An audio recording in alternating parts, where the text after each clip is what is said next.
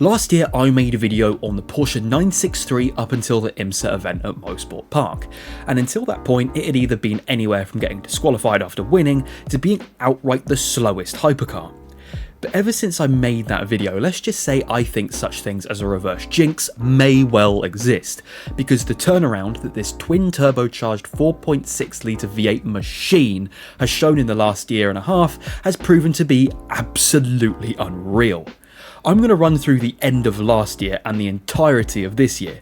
If you want to know my opinions on how this car started out, I'd probably recommend watching that video first, just so this one makes a bit more sense. But yeah, IMSA and World Endurance Championship once more. Let's go. After the last two rounds which I covered last year, that being Motorsport and Monza from both IMSA and WEC, I am going to say WEC by the way, argue with the wall, the Porsche was simply uncompetitive over anything else, seemingly without the legs on the long straights that both of these circuits have, preferring much slower track layouts like Long Beach, that the 963 got its very first victory around. Then we arrived at Road America, with the number 7 of Felipe Nasser and Matty Campbell securing second that would later get moved to pole after the number 31 crashed in the warm-up. This left the number 7 all by itself on the front row for the rolling start. Although the other three Porsches in the JDC-Miller, Proton and number 6 factory car still struggled somewhat in qualifying, with the two customer teams occupying the last two GTP spots. Although, to be fair, there was only 1.7 seconds splitting the whole field over what is a long lap around Road America. To say that Matty Campbell got the perfect start for Porsche Penske would have been an understatement, as he would lead uncontested for basically his whole stint out front, with the number 6 also keeping its position in 4th. The JDC-Miller customer Porsche, however, given that it did start at the back of the GTP field, and seeing as the 963 had some decent race pace, Mike Rockenfeller decided to hand out some elbows to the likes of the BMW, of whom you remember were Porsche's closest competitors at the time. BMW had an absolutely miserable time at Road America, by the way. There were only 2 DNFs in the GTP field and they were both of them. When I said that Campbell controlled this race for the whole stint, this was a race that apart from De Filippi throwing off the track again 10 minutes after the start, there were no safety cars, so nothing to force the drivers back together again. The number 7's lead at its peak was 15 seconds, and although Philippe Albuquerque gave Felipe Nasser a run for his money at the end of the race, getting to within a second and a half, he restored a 4-second gap to win the first race for the number 7, and an absolutely dominant display, and made my last video look like I was completely waffling. Cheers for that. The other Porsches would finish 5th, 7th and 8th, so admittedly, even though they won here, most were still off the pace of the Cadillacs and Acuras. Now on to the first World Endurance Championship round of this video. Fuji. Definitely a mustard track in modern terms, you either love it or you hate it, but seeing as though this is a circuit that Toyota actually owns, it's fitting that they were to lock out the front row, but with the two Porsche Penske Motorsport machines shadowing just behind them in 3rd and 4th. Proton was also present in 9th as well as JOTA in 8th. By the way though, I have to mention, Van Wall, slower than the LMP2 pole. I mean, there isn't much left to say, is there? The race start would be a typical Fuji Turn 1 melee, with the number 6 of Lawrence Vanthoor maybe getting overexcited at the fact he might be seeing the lead of the race in WEC in the Porsche for the first time. Sends one down the inside after getting a great slipstream. These dive bombs would also come from the likes of the Ferrari and the lone Cadillac, to varying degrees of success. The move from the Ferrari clipped the right rear wheel of the other Porsche Penske, punching that tyre and forcing Michael Christensen into the pits, something that car would never recover from and would be the last classified finisher 47 laps down after more issues further into the race. The now solo number 6 car in the lead of the race would actually do a fantastic job out front, keeping the net lead of the race right up until their pit stop with 2 hours to go. After the two Toyotas started squabbling amongst themselves, it didn't help matters for the Japanese machines. A team order from Toyota ensured that Ryo Hirakawa would send it up the inside of Kevin Estre just before he boxed early. For a fuel issue. A small issue, but something that would stop Porsche from reaching the heights that they wanted in the World Endurance Championship for now. Not all was lost, however. Even though Toyota got a 1-2 at Porsche's expense, the fact that the number 6 running solo out front was able to hold on to the lead against Toyota and Ferrari for such a long time was a massive jump up from where they were at Monza. And they still got a podium out of it. Their customer team JOTA also did a solid job in 6th place, considering they were still the only manufacturer with customer teams. They demonstrated that it still could be competitive, and it was, as it finished ahead of both the Peugeots and the Cadillac. Back to the land of the free, we have one of the most iconic venues on earth, Indianapolis. Replacing Mid-Ohio from 2022, it was the first time the series had visited Indianapolis since 2014. Just for reference, it was held on the 2.4 mile GP circuit, almost identical to what F1 used to use, minus a couple of corners in the middle sector. This layout would also host something that Porsche were yet to do in either series up to this point, a front row lockout for their 2 factory machines. But the field was that closely contested, their 2 customer teams, JDC-Miller and Proton, were less than a second off the number 7, but lined up in the last GTP spots in 9th and 10th. The 2 Porsches would have a relatively untidy start, as Campbell would go deep at turn 1 and concede the lead to the sister Porsche. Also in that melee, one of the top contenders in the number 1 Cadillac was spun around by BMW and taken out of contention effective immediately. But the other Cadillac, the 31, remained, and was the Porsche's biggest threat. The 2 963's remained in this order until the first safety car came out for debris on the back straight, as well as a very leery spin for one of the LMP2s on the main straight. The loss in the lead to the 31 Cadillac in the hands of Pipo Derani was originally a confusing one, as it was initially thought that the 31 was being gifted the lead even though Pipo came out behind the 2 Porsches in the pit lane, and there was some confusion with getting into the fast lane with the 2 Porsches being so close together. But it was rather due to the fact that the 2 sister cars took too long passing the GTD field to get underneath the safety car for the restart, and thus the Cadillac passed them both. A frustrating way to lose the lead considering they were leading 1-2, but the hunt was now on against the solo Cadillac.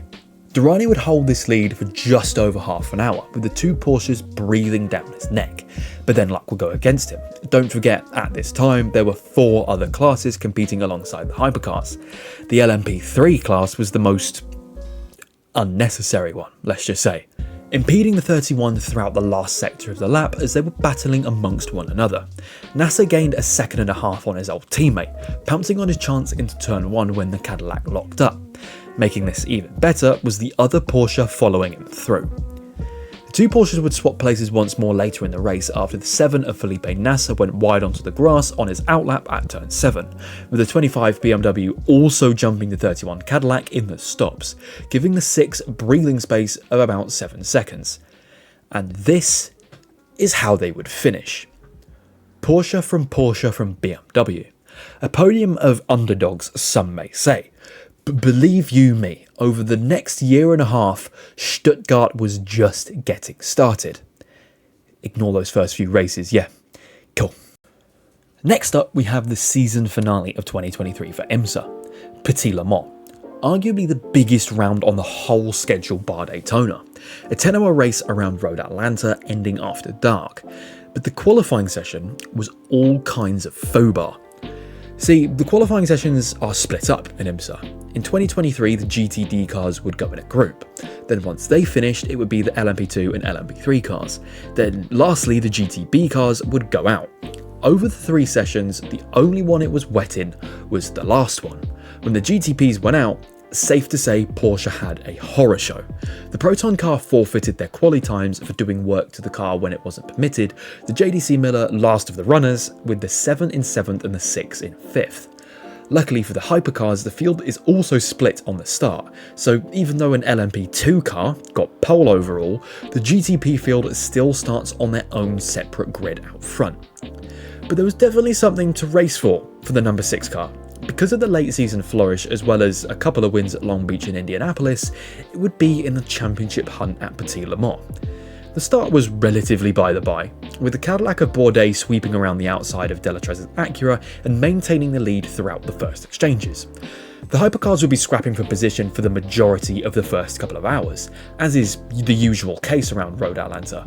There are enough straights to keep the slipstream and stay with the car ahead, but the braking zones are such that overtaking can still be pretty tricky unless the car trying to do the overtaking is already alongside. Talking of overtaking, Going into the final chicane come partway through the second hour, 3 different classes came to blows all at once. The number 20 LMP2 and number 23 Ferrari GTD would make contact when the LMP2 squeezed the GTD towards the grass on the outside, causing the Ferrari to lose control. This would also collect 2 complete bystanders, the number 70 McLaren GTD and the championship chasing number 6 Porsche. So championship over on the spot, through no fault of the driver or team. And as you can probably understand, Nick Tandy was absolutely incensed that the marshals didn't push him out of the gravel trap. If you had to have a silver lining from this though, it could have been much worse, as the number 7 Porsche with Matty Campbell at the wheel was very nearly caught up in the collision also.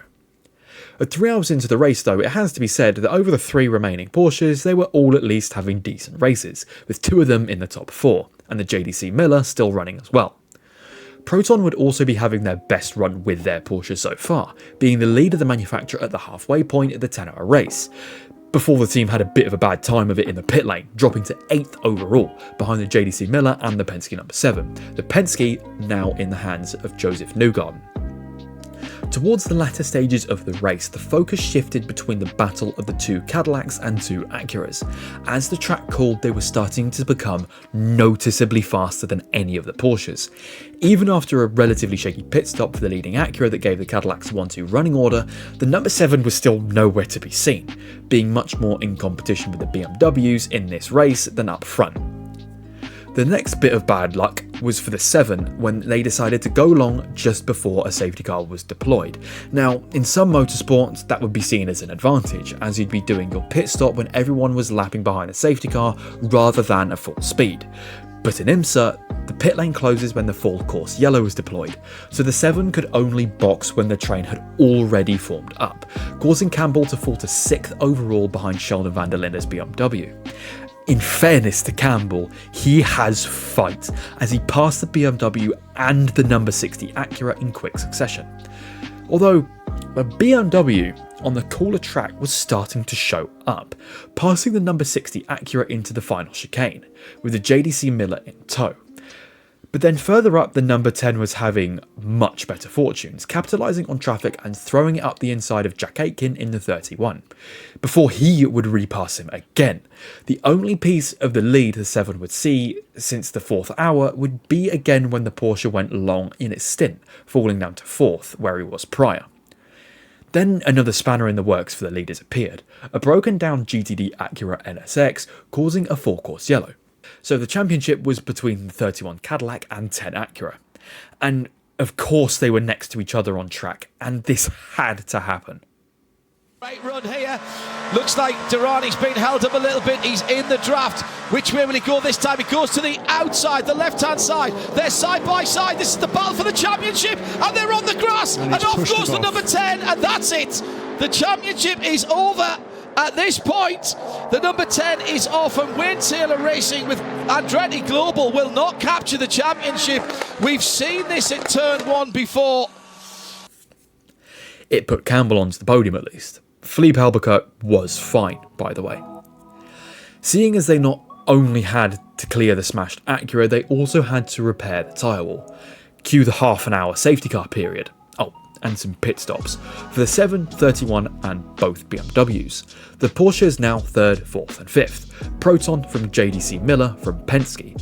The remaining front-running Acura in Colin Braun and Cadillac in Renger van der Zande continued to scrap, with the Acura getting his team's own back on the restart.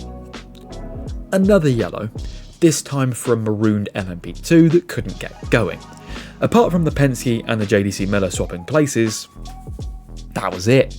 3rd, 4th and 5th, no championship. That went to the 31 Cadillac.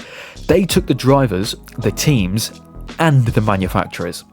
But silver linings, again, Harry Tincknell took the first customer podium for Porsche in the 59 Proton car. So, not bad. Gotta take the positives, I guess. I appreciate I took a bit longer on this entry, seeing it was the 2023 decider, and the amount of chaos Petite Le Mans normally has, but let's look at this specific campaign as merely progress.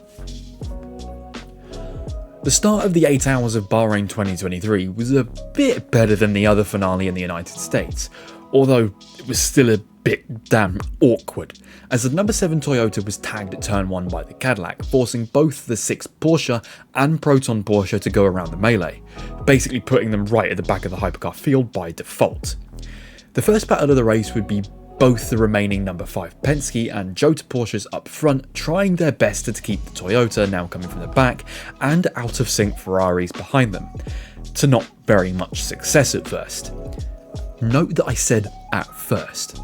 I'll be honest, up front in this race it was just a Toyota show, but that's something World Endurance Championship fans are accustomed to, so that's nothing weird.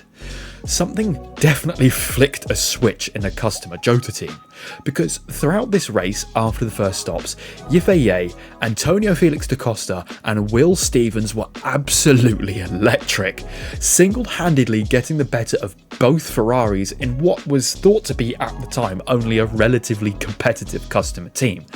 This was the race that really showed what a customer team could do in sports cars. It didn't always have to fall to the factory. As in this race at least, JDC had Penske checked out. Switchbacks at turn 4, holding it around the outside of turn 6, as well as some classic Bahrain dive bombs into turn 1. Even after a drive-through penalty for an unsafe rejoin wasn't enough to stop this run. After getting a good seat in the house to whatever the hell this was between the two Ferraris, it would overtake the 51 Ferrari once more, as well as one of the Penskes following the JDC through also, as the 51 Ferrari seemed to seriously lack straight line speed against the two Porsches. For once, the Porsche seemed notably quick in a straight line. The JDC would come some freaking close to catching the 50 car for the podium also, finishing less than 2 seconds behind, which, with traffic influence, is absolutely nothing.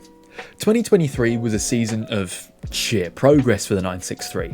An outside shot at the IMSA Championship come the last round didn't pay off, and it admittedly finished entirely winless in the World Endurance Championship. But again, when you compare how the 963 started to how it finished, closing down cars it was getting comprehensively battered by at Daytona and Le Mans, I would call that a success in a weird way, seeing as they did win races. I don't think winning a championship in the car's first season against cars that had been tested into the ground was a realistic goal, and as much as I slated the car in the other video. But anyway, on to 2024. Just something to note before I start waffling about one of my favourite races of the year. There seem to be a lot fewer full course yellows in 2024 compared to 2023. Why? The LMP3 class got binned, consistently the class with the worst quality and fewest entries. In my opinion, their only purpose, even if it seems harsh, was to potter around the circuit for X amount of hours until they got crashed into, or crashed into something else and caused a yellow. It was dropped because of our favourite hypercar class getting even bigger, and there was just simply no need. Lamborghini also entered both IMSA and WEC, with drivers Matteo Cairoli, Andrea Caldarelli, and the Phoenix himself, Romain Grosjean. Of course, by the time the Daytona 24 officially got underway with practices, Porsche had twice as many cars as last season, in the form of their customer teams, keeping both JDC-Miller and Proton, although now called Mustang, sampling Proton after a new title sponsorship deal, and dare I say it, a much better livery. Qualifying initially did ring a lot of the performances from the 2023 Daytona 24, that being close to the front, but only with one car. That became more worrying when you remember that they had twice the amount of cars on the field than 12 months ago. The number 7 was in 3rd, the number 6 was in 7th, and the JDC-Miller in 9th. The Proton didn't even take part because of an accident earlier in the Raw before the 24, didn't take part at all, starting at the rear of the field behind the JDC. The start from the field was safe, but beneficial for the Porsches, mainly the two Penskes who went up one place each, making them 2nd and 6th. The lead in the 7 sandwiched between the two Cadillacs. The first hour or so of the race was characterised by the LMP2 class paying tribute to the deceased LMP3 class, causing absolute chaos on a number of occasions, crashing out of turn 1 and in the chicane. This completely reshuffled the hypercar class after 1 hour, with now Ricky Taylor in the number 10 Acura leading from the 7 and the two Cadillacs behind him. The 6 remained in 6th spot. Even with one less class, traffic still seemed to be the deciding factor a lot of the time, with the Porsches deciding to run off-sync to the others. They didn't want any of those risks so early in the race, so they just let the other manufacturers get on with it. Porsche would remind the field of their newfound competitiveness at the 24 after the next full course yellow and pit stops, when one of the LMP2 cars got stranded on the apron of the oval, the 963 right around the outside of the 31 Cadillac at turn 1. Absolute classic move at the Daytona 24, with the JDC-Miller Porsche also joining him in the top 5 in 4th. The Porsche would really start to stretch its legs in the night stints, benefiting from cooler temperatures for once, and putting a stamp on the part of the race where they notably struggled the year before, made all the more impressive by the fact that so far the hypercar field had really run clear of any issues, and most of them were still trucking around. Quite unbelievably, after 7.5 hours, the top 5 was split by 5.2 seconds, just to give you an idea of how close this field was now. Oh yeah, you know how I said they were running without issues? Well, first you have this.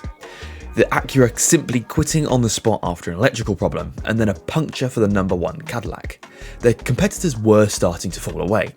Then one more as the number 40 Acura with Jenson Button at the wheel came to blows with a GTD after the number 6 of Kevin Estre had passed him. But the more the race went on, the more it started to become clear that the number 31 and number 7 were the two fastest competitors, and consistently so, reinforced by the number 40 Acura having an identical electrical issue to its sister car, taking the manufacturer entirely out of the contention for the win. For the moment anyway. Talking of competition though, the number 25 BMW was notably more competitive here than arguably were at any point from 2023, leading on and off throughout the night as they were off-sync compared to the Caddies and Porsches. Just something to note on throughout the season is even though Porsche had massively improved, the other German manufacturer was clearly improving with them. Come morning, it was certainly advantage Porsche, even if they didn't have the outright lead at the moment, with the two Penske's closing in on the now lone 31 Cadillac. When the number 7 resumed its battle with the 31, let me tell you, one of the first battles of 2024 gave us turned out to be one of its very best. After one of the Vassar Sullivan Lexuses spontaneously burst into flames after exiting the pits in the final hour, this gave the rest of the field an opportunity to all stop for the last time. These pit stops the Porsches would benefit from, as the number 6 could now of course catch up, as well as the fact that number 7 took the lead in the stops themselves, jumping the 31. It was now 2 Porsche Penske's, the 31 Cadillac, and maybe surprisingly, a very well recovered number 40 Acura. Yes on the lead lap, yes after grinding to a halt earlier in the race. Just for an example of how clear of the field these two cars were, there was half an hour between the final course yellow ending and the checkered flag, yet they still built up a lead of over 12 seconds to the next hypercar behind them, that being the 40. After using traffic to his advantage as well as getting everything out of these tyres in the last few laps, even if it was a confusing finish, the number 7 Porsche Penske was now a Daytona 24 winner. To say this was an improvement from last year, I mean, all 4 Porsches ran absolutely faultlessly for 24 hours, which is something none of the other manufacturers had the honour of saying, and Porsche would benefit from this, showing a much better form what their qualifying did. With 4 Stuttgart Stallions in the top 6, Porsche was here and it was here to stay. Before we go back into the World Endurance Championship, WEC, there are also some class changes I need to talk about here. They opted for just 2 classes now, Hypercar and LMGT3, with LMP2s being put into the Michelin Le Mans Cup, although they would still show up at the Le Mans 24 Hours for a one-off. Anyway, something that wasn't a one-off was Porsche's pace. Why? 3 cars in the top 6 at a sale, 2 Penske's and a JOTA. JOTA had 2 cars now, by the way, just FYI. So that made 5 full-time Porsches in WEC, and Proton was still just Proton, no Mustang sampling here. Lamborghini would also enter one of their SC63s, although the jury was still out on their competitiveness. Talking of competitiveness, I'll footnote the Isotta Fraschini here, but I probably won't mention it again after this point. If you can take solace from one thing, it was better than the Van Wall, I guess, which also isn't in the series anymore. The start was relatively by the by, although I can confirm that the Peugeot hypercar does indeed exist. We had a sighting of it running at the Losail 1812 kilometers. It exists. Rejoice. Alright, I'm taking the piss. But in fairness, this was the first time the Peugeot had ran genuinely well against its competitors. The wingless boy running in third behind the Ferrari and Porsche, ahead of the two JOTA cars. But come lap 16, I can't quite believe I'm saying this. The Peugeot took the lead, passing both of the cars we thought were normal frontrunners. Lap 54 though, Porsche had the lead back, after the Peugeot itself in the hands of Nico Müller went wide, as well as a Ferrari getting a drive-through for crossing the pit entry line. It was once again falling into the lap of the Porsche teams, with 4 running in the top 5. The 51 saw the Peugeot running up front and maybe in a bit of a knee-jerk reaction, shed its own rear wing in a search for more performance. A lot of the battles up front in this race were actually between the Porsches, as the Penske and JOTA teams started getting stuck into one another. As don't forget, even though Porsche supplies their customer teams with cars, they aren't obliged to directly tell them what to do. It is still every team for themselves. This battle would continue right up until the flag, with the number 6 still leading, and had been for a long time at this point, with every Porsche still running with a couple of laps to go. Even after a hairy moment between the 6 and a GT3 Lexus, this would reward the whole podium to Porsche. Penske from JOTA from Penske, 1, 2, 3. Their first World Endurance Championship win couldn't have been more dominant, and they won their first LMGT3 race. Sebring qualifying was weird, as there were 11 GTP entries, but only 7 had set competitive times in their session. The number 6 Porsche, bad news. Jaminet had all the times deleted from the session as he caused a red flag at turn 1. As are the rules in this series. The number 10 Acura was disqualified after their team worked on their car during said red flag, and the 25 BMW and the new Lamborghini entries just never set competitive times, both being at least 5 seconds off. There were also some big balance of performance changes, with some cars becoming lighter, but with their power slightly reduced. This was the case for the Acura, BMW and Porsche, whereas the Cadillac got a 30 kilogram increase, with a small power increase alongside. 30 kilos! Once again, qualifying was very sleepy at Sebring as it was in Daytona for the 963. With the cars that set competitive times, the Porsches were all the bottom 3 spots, 5th, 6th and 7th. And really, in the race it never massively improved, as even with the small weight break the Porsche got, the Cadillac, particularly the number 31, controlled the race extremely well off of pole position. Apart from a couple of spins at turn 1 for some GTD and LMP2 cars throughout the race, there wasn't all that much to report.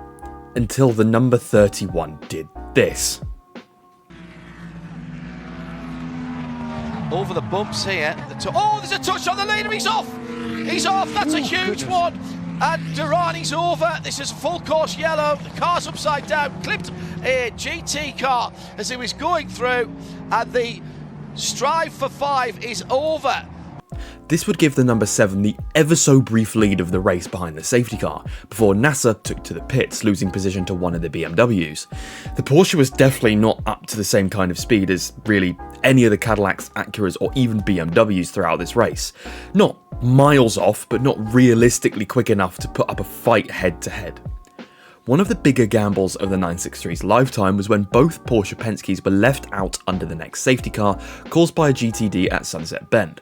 Although, for the number 6, this went about as well as you'd expect. Second lap after the safety car went in, left rear puncture, Fred McAveeky didn't realise in time, and bang into the dirt he went.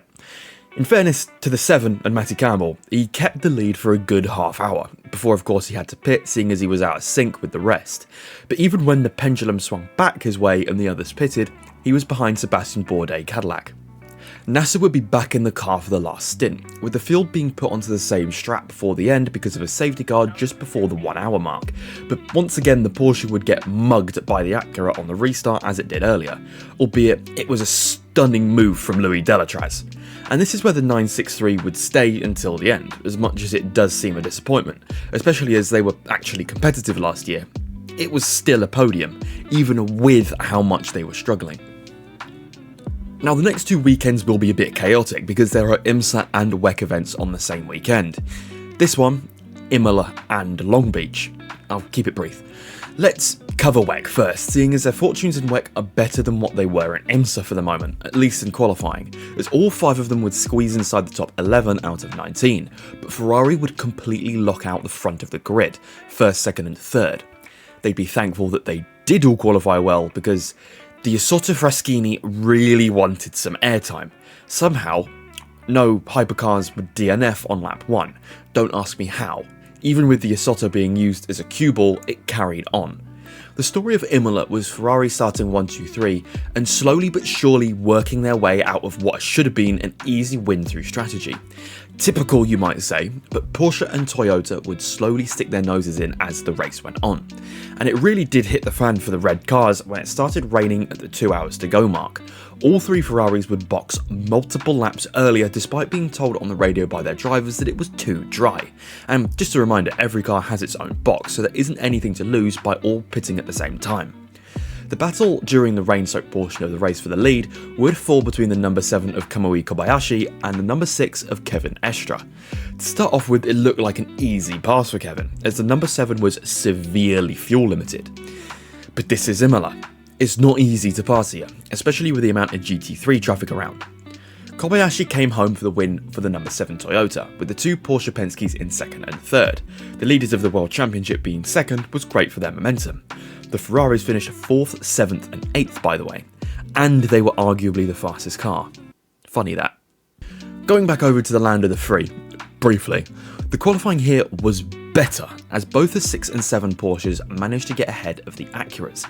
Even if there was a BMW on the front row, there's 100 minutes to race, so it could sort itself out nicely here.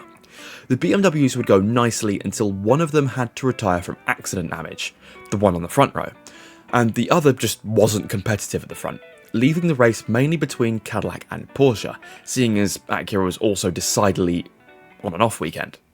The 6 would be spun at the hairpin late in the race by a GTD car after the 7 tried to squeeze past that same GTD, forcing the teammates to swap positions. Although the 6 didn't lose that much, as it went sideways across the road and stopped anything from going past. So there's that. Even though it was 2 Porsches versus 2 Cadillacs, it is nearly impossible to overtake around Long Beach unless one has a significant pace advantage. So that's how it stayed. Cadillac won their 2nd race in a row with their number 1, closing the gap once again to the leaders in the number 7 Porsche. All the Porsches finished both races, so even though they didn't win either, they were still definitely competitive and reliable. Another double weekend, this time Spa and Laguna Seca. And since we were just only down the road, let's go to IMSA first this time. The Cadillacs are on pole again. Never mind. At least all 10 cars got a lap in this time. Although it has to be said, the customer Porsches have made a habit of not doing much of anything in qualifying in this series. Nevertheless, the Penske's started 4th and 6th, with the 6 being the lead this time. To make sure the championship battle didn't get out of hand, they had to finish ahead of, or at least right behind, the Cadillac and get in front of the other. This is eventually something that would happen under safety car for the 6 before immediately giving it back again at turn 1 after going so wide onto the dust and all the crap on the tyres. A technical term. Jack Aitken at the wheel of the 31 would have done the 1 a solid by keeping the 6 behind. He did not keep the 6 behind. 12 minutes on the clock, he gets caught behind 2 GTDs going side by side and throws it into the sand, waving the 6 past pretty much, and would never be able to get back to his ultimate pace again. They were both 30 seconds clear of anyone else though, so it was an unrelenting drive from both at that point. Oh, and the 7 got ahead of the 1, so no more points lost in the championship battle. The championship battle in the World Endurance Championship, meanwhile, was once again looking very tasty for Porsche, getting 4 of their 5 cars in the top 5 for the start at Spa, with the only outsider being the Cadillac in 2nd, a car that normally doesn't do nearly as well in WEC. But that's foreshadowing. Come 20 minutes in, the Cadillac had fallen to 7th behind 4 Porsches and 2 Ferraris, so much for that. A first for the 99 Proton machine though, the lead of the race, overtaking the number 5 Porsche into the bus stop chicane, beautifully using traffic in typical sports car style, and it would stay there for a good few laps whilst the Penske's battled the Ferraris behind. The only Porsche having a rough go at it was the number 38 JOTA. Recovering from a bad qualifying, it wouldn't get any better, tagging a GT3 car going into Bruxelles and out of the race. The halfway point would be horror for Porsche though, with the number 5, the pole sitter, getting crossed up at Blanchimont and into the inside wall, out of the race. This was then followed by the Ferrari 51 pouncing on the Proton Porsche Interlagos for the lead. Yes, the Proton was in lead for half the race, followed by the 50 about 20 minutes later. Ferrari won too. Nothing else happened in this race. Another massive impact for a Cadillac as it was closing in on the Proton Porsche. We thought at the time that would be it, but in a rare monumental FIA W, and when Earl Bamber in the Cadillac was okay by the way, the race got resumed a couple of hours later, as much as Ferrari didn't want it to be. One of the lead Ferraris, the 51, had to pit for extra fuel, and since the pit lane was shut, it couldn't be a full stop, only enough so it could box again after the safety car came in. The number 6 and maybe more interestingly, the number 12 JOTA Porsche stopped just before the red flag, so they could just carry on as usual. Those who didn't stop before the red were in big strategic trouble, as by default they now dropped back to the back, as everyone was bunched up.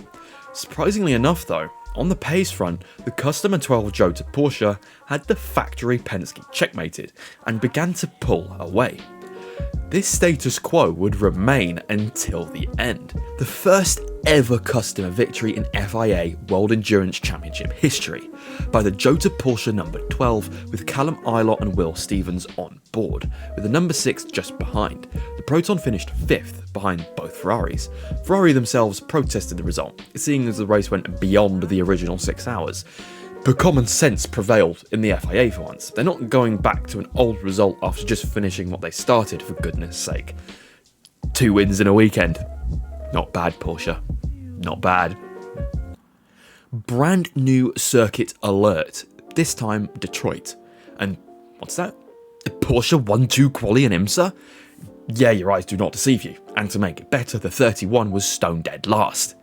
The status quo would half remain after lap 1 as Dane Cameron got jumped by the 01 Cadillac and 10 Acura. It happens, we move on, whatever, but Tandy looked really racy out front. Over the 100-minute race, the 7 would get back to the front behind his teammate until rear puncture, and it was behind the safety car, making it even worse. Back to 9th, but somehow still ahead of the 31 Cadillac, just to show you how bad their race was going. He would be electric on the restart though, back up to 5th without even a moment's notice, as well as a double overtake at the hairpin on the Proton Porsche and number 24 BMW. The number 31 would continue to stink the gaff out when it ran into the JDC-Miller Porsche at turn 1, an easy penalty given away yet again for the Cadillac. What's that saying? If I got $1 for every time a Porsche created a roadblock, I'd have $2. But it's weird that it's happened twice. At the restart, the 6 would have to defend from the 10, as well as the 7 attacking its championship rival in 3rd.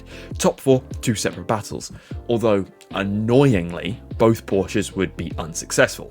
Ricky Taylor with an absolute send into the hairpin. So, fair play, in all honesty. Nothing wrong with the move, and it was about that time Acura got their first win of the season. The track though, it was okay. Nothing special apart from the split pit lane. Would have preferred Belle Isle, really. Now for the big one, Le Mans. Remember, we're adding back in LMP2 cars just for this round in WEC, so there is definitely going to be more traffic to navigate, and that's on top of the extra GT3 cars.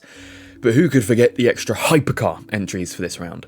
Some of the hypercars that usually only ran IMSA would come into the World Endurance Championship for the Le Mans round. This included what were normally badged as the number 1 and 31 Cadillacs, so 3 in total. The Lamborghini, so 2 for Le Mans in total, and the Porsche Penske number 7. The Caddies would be 311 and 3 here, just for reference's sake, as well as the 7 being rebadged as the number 4. It would look good from the outset. Very good. With Kevin Estre being the absolute boy that he is, taking pole position, as Porsche had been accustomed to in 2024 in the World Endurance Championship. Anyway, the 2 Cadillac would initially run up behind him, but would get demoted to 7th for Bamber's crash at Spa in the last round, so the 3 would line up beside him. The yellow Cadillac. but maybe slightly concerning, only 2 of the 6 Porsches made it to Hyperpole, the second qualifying session, with the 6th Porsche being notably quicker than any of the sister cars. The only other Porsche that got to Hyperpole was the one that won at Spa, the 12. Well, let's do this then. At the start, for lack of a better term, the 6 would be left to fend for itself, as the next best Porsche after the opening blows was down in 10th. Frustratingly, repeating the same scenario as the year before. The 963 just didn't have the ultimate legs on the Mulsanne to compete with the likes of some of the others, like Ferrari. The 6 being passed by both factory Ferraris in the first 15 minutes, and then repassed once again after the 6 jumped the 51 in the stops. The next spanner in the works for the whole grid would be rain an hour and a half in, to the benefit of Porsche, passing the 51 into the chicanes once more, but a fatal error would be made by both the 51 and the 6. The rain would not last long enough to make the most of the wets, with a lot of other cars just not utilising them at all. 2 extra stops the 6 didn't need. The lead Porsche was now the 5, in second place. The rain would be on and off all race, so get used to this. Throughout the first hours of nightfall, we would have both IMSA Cadillacs go through the gravel, Kubica giving one of his ex-manufacturers what for, and a McLaren GT3 deciding it wanted to vape. But there came a point where the rain was simply too severe for the track to be green flagged after barrier repairs, so they simply kept circulating. For 4 hours, behind the safety car. 4 hours! By the time it went green again, with around 7 3/4 hours to go, there were 3 Porsches inside the top 10, the 6 in second, the 38 Jota in 6th, and the 5 Penske in 10th. The number 4 Porsche Penske had been on the missing list the whole race. I don't think I saw them crawl above 15th. Same story for the Proton. They were all still running at least, which is far more than could be said for last year. Then the number 4 Porsche decided it wanted something to say about that. Cold tyres, damp track, Indianapolis corner, bang, that was it for the number 4. Back to IMSA it goes. The same could be said for Pipo Derani's 311 Cadillac, at the same corner an hour later.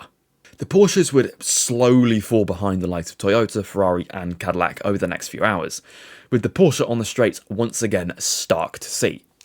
A lot of the Ferrari's advantage comes from the stability on exit, as their hybrid powertrain can also power the front wheels, whereas Porsche's is entirely centred around the rear axle, making it harder at times to plant the power. Frustratingly, 4th would be as high as the Porsche would get come the end, with 4 cars in the top 10, the 6 in 4th, the 5 in 6th, and the 2 Jotas in 8th and 9th. Ferrari would win Le Mans again, this time with their other car in the 50. I may always be looking for a silver lining, but remember the embarrassment Porsche suffered here in 2023, with basically all of their cars having severe issues, and none of them finishing ahead of the LMP2 field. This is an improvement beyond belief, and if it weren't for the slight lacking of top speed, it could have been more. But back to more normal programming, shall we? 6 hours of Watkins Glen was probably the most competitive track that Porsche had that I covered in my last video, bettering the BMW as they travelled through the boot to win the race on the track, only to be disqualified a couple hours later for wear on the plank. But on to this year. Qualifying for our boys was good, not amazing, but good, with 3 of the 4 Porsches in the top 6, with, surprisingly, the JDC-Miller being the lead in 4th place ahead of the 2 Penskes following behind. The Proton was the last GTP to set a time in 10th. On the start, the JDC-Miller continued to make good ground, jumping to 31 halfway around the first lap, then would get past Louis Delatran's Acura on the second lap, moving to P2. Probably the best this lot had looked for a long time. Phil Hansen wasn't stopping there though. On the early safety car restart caused by a rogue LMP2 through the boot section, he would take the lead from the championship contending number 01 Cadillac. In this lead he would hold until the first set of stops just over 40 minutes in, losing position to the 31 and 24 BMW through an early driver change.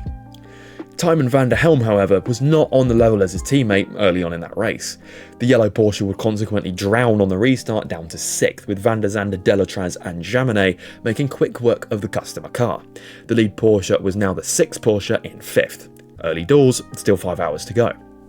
Porsche wouldn't really get another look in until just before the 2-hour mark and the next set of stops, where Nick Tandy in the 6 shot up the order through pitting earlier than the rest, jumping from 5th all the way to the lead before the safety car, in 3rd before the restart after pitting.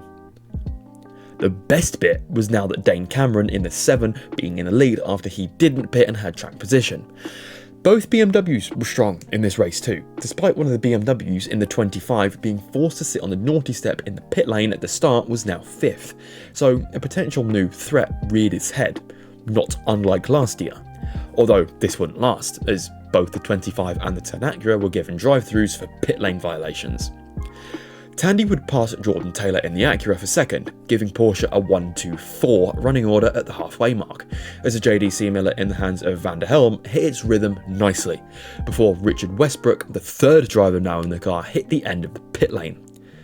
A 5-minute stop-and-go penalty was applied for something so unneeded it hurts. But the 963 in race trim was evidently the fastest machine at the Glen at the halfway point. Get to just over an hour and a half before the end, the 6 had once again passed an Acura for the lead after some pit stops before. Biblical scene started. Cars behind the safety car were still on slicks, by the way. Because of their pit lane rules, they couldn't keep up with the safety car. Cars from all classes went off. GTP, LMP2, and both the GT classes. If you were unprepared, you didn't stand a chance. A red flag was thrown for about 40 minutes, the 2 Acuras out front, from Nasser from the 01 Cadillac with Renger van der Zande at the wheel, then Mathieu Jaminet, before 2 Acuras became 1, for a frankly silly reason. Green flagged with 16 minutes left. Nasser got the lead immediately off the Acura, no messing about. The 01 and the 6 would also get past the Acura, and this is how they'd finish. Porsche, Cadillac, Porsche. Another successful day out, I think. I'll just cut to the chase with this one. Interlagos was the Toyota show again, with a pretty dominant display in both the qualifying session and the race. But the Porsche in qualifying at a minimum was 2nd fastest, with 4 of their 5 cars in the top 10. Now let's get into the race. The only relatively exciting thing amongst hypercars early in this race was the 2 Alpines wanting to fight like their F1 team, and one of them spinning as they went side by side, which was quite funny. The Cadillac would pull one of its favourite party tricks and drown after qualifying. Then this happened. I believe this is the first occasion of friendly fire between Porsches that we've had, but at any point everyone in the team knows it's unacceptable. The number 6 Porsche would get a puncture and lit back to the pit lane as the 12 are carried on.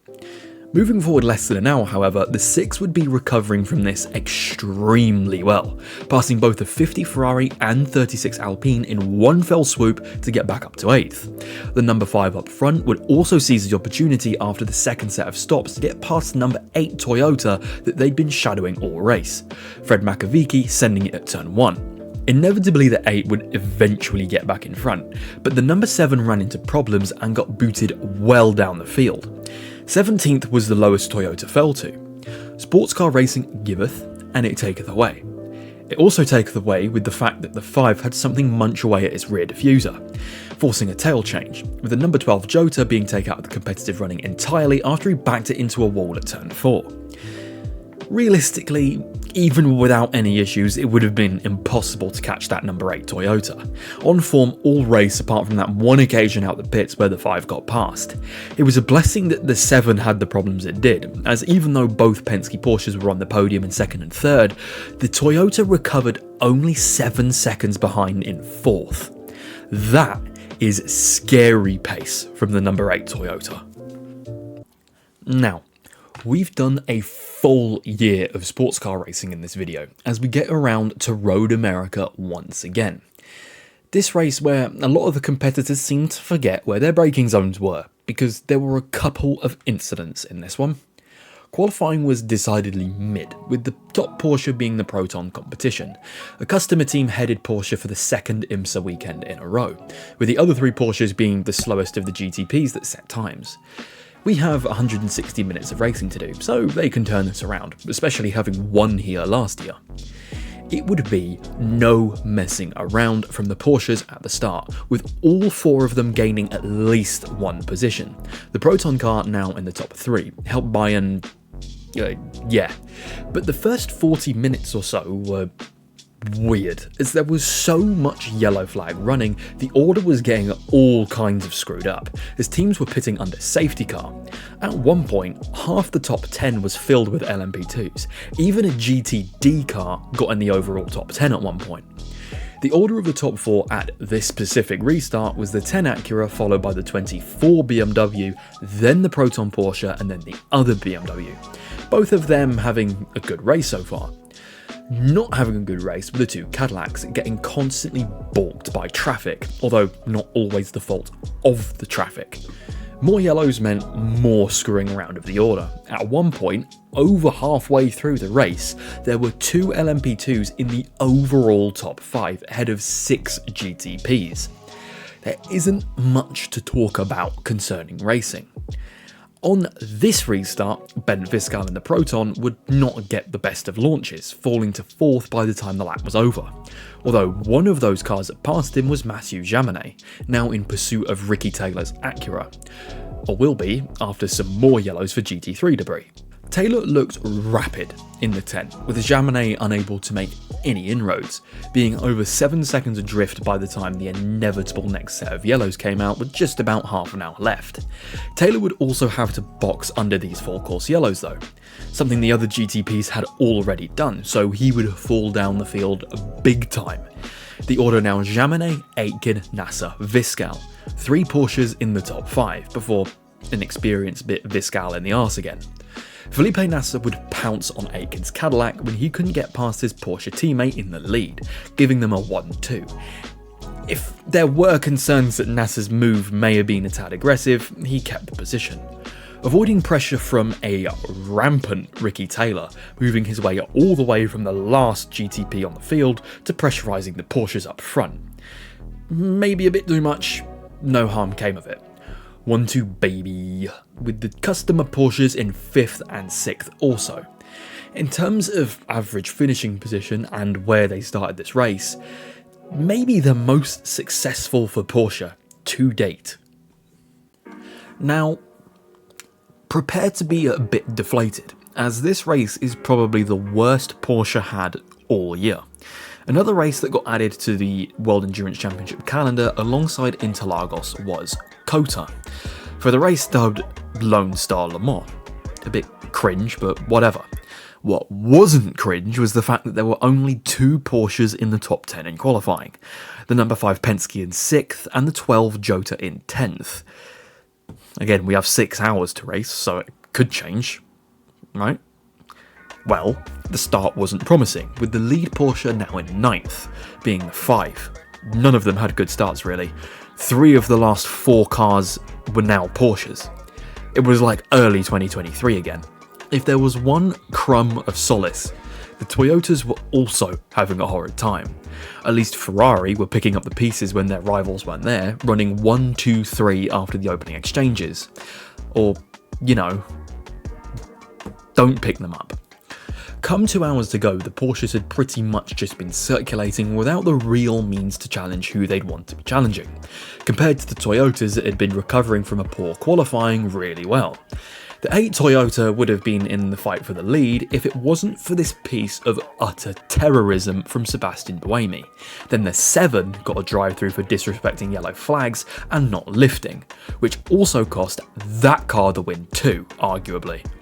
The victory eventually went to the customer Ferrari AF Corsa, the 83, becoming the second team to be a hypercar winner in the World Endurance Championship alongside Jota and their Porsche.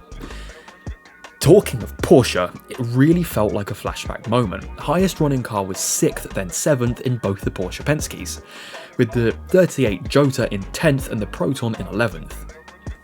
On the missing list really, for the first time this year.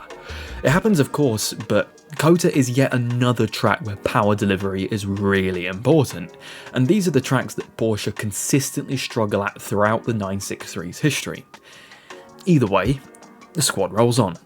2 rounds in each series left. Let's go. 6 hours of Fuji was up next. Still in the World Endurance Championship, it was vital for the Porsches to get something out of this weekend, seeing as in 2 of their last 3 races in WEC, they had been off the podium with any of their cars, with COTA being nothing short of a bit embarrassing when you know how high Porsche are aiming with this car. Qualifying at Fuji was okay.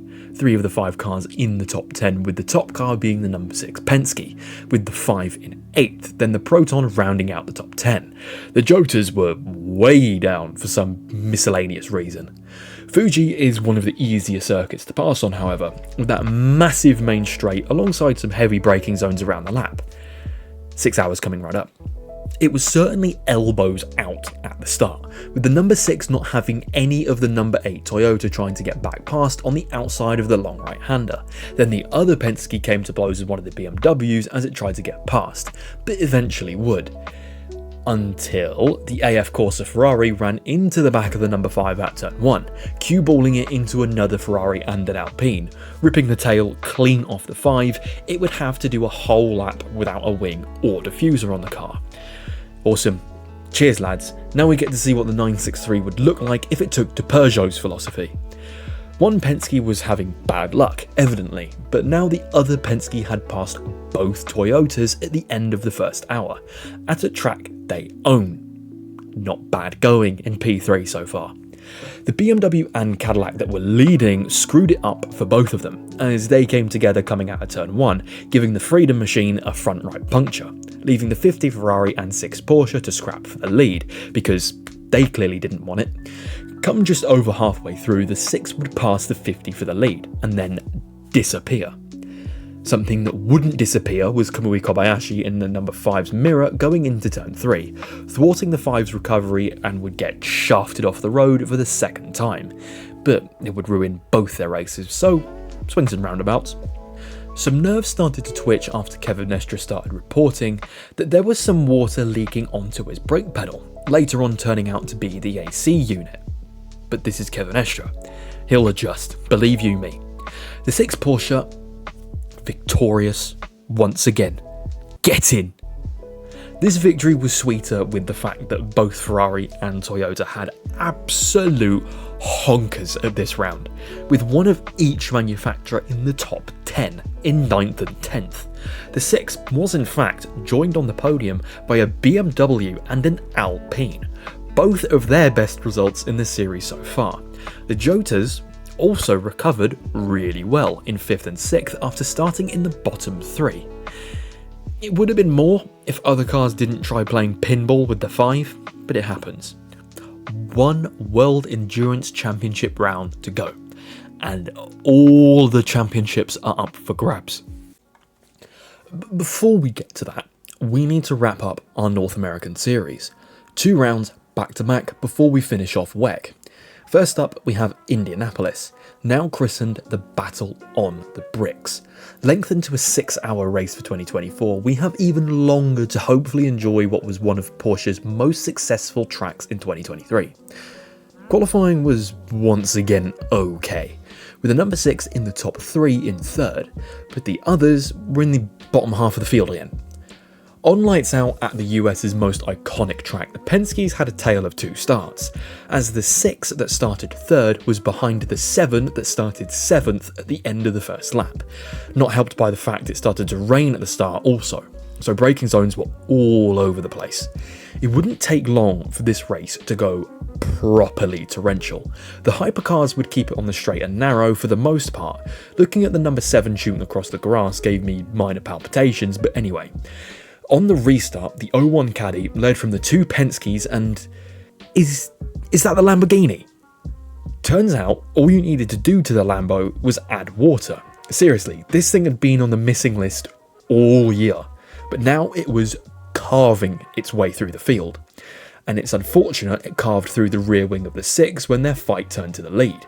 After 2 yellows for GTDs stuck in the gravel and the Lamborghini getting a drive-through for a pit lane infringement, the Porsches didn't have the greatest of stints over the next hour or so, mainly through things like mistimed pit stops as it was considerably drier now. Note the 31 was completely out of the race at this point, also through a technical failure caused by simply the sheer amount of water. The proverbial shit hit the fan after this next restart though, but the two custom 963's were running really well, it had to be said, second and third on the restart, ahead of the factory cars after they stayed out. The first GTP to come to blows was the 01 Cadillac, right rear puncture as it went onto the oval. The out and out worst place for it to happen, as it now had to do a whole lap shredding its own bodywork. The next GTP to come to blows, the 7. Having to hit the restart button on the main straight after having issues with the power steering. It still didn't come back. Going into the final stages, the BMWs ran 1-2, as basically every other car had some kind of issue at some point during this race. So it was by default, really. But someone remind me of that old saying. The Porsches would follow in behind with the 6 Penske in 3rd, JDC-Miller in 4th, and then the Proton in 6th. Although, just a note here, I'm just gonna believe my eyes. I can see the number 6 finishing 3rd, yet every timing sheet shows them well down the order, as if they retired, which will clearly not, and they didn't get disqualified because then they'd be below the DNFs too. I'm not sure. I'm genuinely not sure. They finished 3rd. I'm not bamboozling myself any longer. Petite Le Mans, the finale. Again, the sitch this year compared to last looked very favourable on our boys, with the 7 leading the 6 in the standings, ahead of the 01 Cadillac. Porsche also led the teams and the manufacturers championship before the weekend got underway, so everything to possibly lose, but the scenario looked a hell of a lot better than last year, with both factory cars being in the title hunt. Porsche qualifying mid, with the relatively normal scenario of one factory Porsche fighting up front and then the rest struggling towards the back, although it has to be said, the Proton was less than a second off the pole sitting 31 Cadillac and found itself in 10th still, not a big field spread whatsoever. The Porsche number 7 would be the one throttling the pole sitter into 1, with the next 963 being the yellow JDC-Miller in 6th. Matt Campbell in the 7 would not throttle the Cadillac into 1 as I previously mentioned, instead he would fall back to 3rd. It is what it is. The rest of the Porsches all remained intact still, pretty normal start, but given the championship, they would want the most boring race humanly possible. The 01 Cadillac would be the first to hit a snag, albeit a minor one. It would still have to go into the pits for using too much power. Now, IMSA monitors the powertrains consistently to check if their balance of performance is being abided by, something that sometimes can go over the limit by accident, but the teams still have to box to fix it. So it was a net 2nd, 3rd and 4th for the Porsches, even if Alessio Picariello in the Proton Porsche couldn't make the most of an objectively fantastic move into the final chicane on Jack Aitken, almost managing to do a solid for Nick Tandy in the process. Aitken was able to use the grunt of the caddy to get back past though. The next safety car, caused by a rampant LMP2 this time, would shuffle the field again, this time demoting a lot of the 963's, the lead now being Campbell in 3rd, of whom would take all 3 championships if he stayed here, so there is absolutely no rush. Full course yellows were the order of the day though, with a 3rd being thrown for a stranded NSX in the S's. The 2 Penske's would eventually get rid of the 31 Cadillac, seemingly running interference for its championship chasing teammate, currently recovering from that torque sensor issue. Penske won too. Thankfully, over the next few hours, there wasn't all that much to report on, apart from the 10 Acura now splitting the Porsches in 2nd. Even with a small off in the S's on an outlap, the 7 kept the lead. For the moment. The Cadillac also had the same kind of issues on an outlap, although the Cadillac went fully around. Tandy in the other Porsche meanwhile would take the lead for himself from the Acura after the 7 had a poor stint.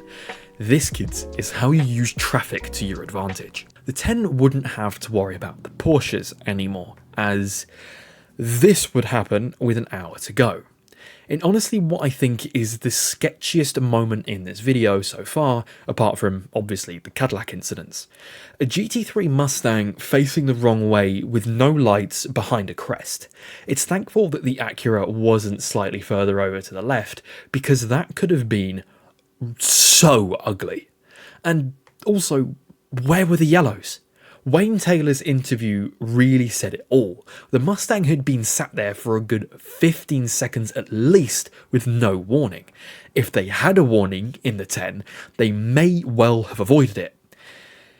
Either way, the 10 was no more. The 7 on the restart would try an ambitious move around the outside of the chicane on the restart. Never gonna work. Both NASA and BMW went skipping across the gravel. Stayed in 4th though, thankfully. Up front it was the 6 versus the 01 Cadillac. The Cadillac with only one headlight on. This could be the difference in the championship for the 6 if they finish in front or not. But with 15 minutes to go, the 01 in full props to Renger van der Zande pulls off an absolute scent, made the apex through turn 1 and took the lead he would never relinquish. Despite one of the most nuts things I've ever seen in endurance racing, the lights of the Cadillac flickering through the last few laps, sometimes turning off completely. For one, the balls of this man. For 2, he can't be absolutely sure where the circuit and curbs are. 3, other traffic can't see him coming with no lights. What are they supposed to do? Detect him off vibes? The 01 got over the line before race control had anything to say about it. Remember, this was a car that had to pit for a torque sensor issue right at the start of the race. And it had been in the gravel. So, fair play to that crew in the Cadillac. But coming home, 2nd and 3rd, imagine saying this after I finished that video last year in July. Drivers' Championship for the 7, Teams World Championship for the 7, and the Manufacturers' Championship for Porsche in GTP. It quite simply doesn't get better than that, does it? Well, it can. There's still a World Endurance Championship to win, with 2 different championships up for grabs, with the Drivers' Championship for the number 6 Porsche almost guaranteed, although the manufacturers was far from such, with Toyota also in play. The Teams Championship in WEC works differently, however, as they only go to customer teams, such as JOTA, Proton and AF Corsa, but this was almost guaranteed for one of the JOTA teams as well. Qualifying was pretty good, with the Proton Porsche being the highest in 4th, and that may not seem great, but the lowest Porsche full stop was the 38 JOTA in 11th. All the others got into the top 10 Hyperpulse session, so even though the lead was still a couple of places off, there was a lot of volume higher in the field. The only concern was that Toyota, their manufacturers' championship rivals, had secured a front row lockout, and the general trend with Toyota is, if they have the pace and were out front, you ain't catching them. Or it should have been that way, as the number 7 Toyota along with both Penske Porsches had poor starts and fell back into the hypercar pack. Then Toyota's sitch became even worse, as the number 8 leading Toyota with Buemi in the seat got punted into turn 1 by a GT3 Corvette. This happening in the first hour. There were now 2 customer Porsches in the top 3, with a Ferrari leading. This manufacturer's championship couldn't have been more up in the air if it were possible. As the number 5 Porsche, not the championship chasing one, had worked its way up the order, the number 7 Toyota then had some electrical gremlins, albeit briefly. The car refusing to switch gears for a moment, coming out of a sharp turn A, did enough to turn some heads. Something that would rear its ugly head again towards the end of the race. The number 5 Penske and 12 JOTA were working well with one another for the moment. The Proton had fallen by the wayside a while ago at this point though, through mechanical problems, something that had plagued that squad all year in both series. The 7's electrical issues would not get any better throughout the race. By just over 2 hours remaining of the 8, it had fallen all the way down to P15, and that was just through lack of power the Toyota was getting. There were now 3 Porsches in the top 6, the 12 was leading, with the 5 in 4th and the 6 in 6th. Number 6 would move ahead of the 8 Toyota a couple of laps later, making this now the worst possible outcome for Toyota. Both factory Porsches ahead, with one of their own falling away entirely, as the 7 was now completely out. The 12 though, puncture, turn 1, fortunate not to run into any of the GT3 traffic ahead of it though. Still, both factory Porsches ahead of the now lone Toyota. But it was about to be a lone Porsche up front in the 5, as the 6 got a drive-through penalty for a full course yellow violation. Speeding, something completely avoidable really. This gave the impetus to the Toyota, who would now be fighting one-on-one with the 5 Porsche, and whoever came out on top would grab the manufacturer's crown.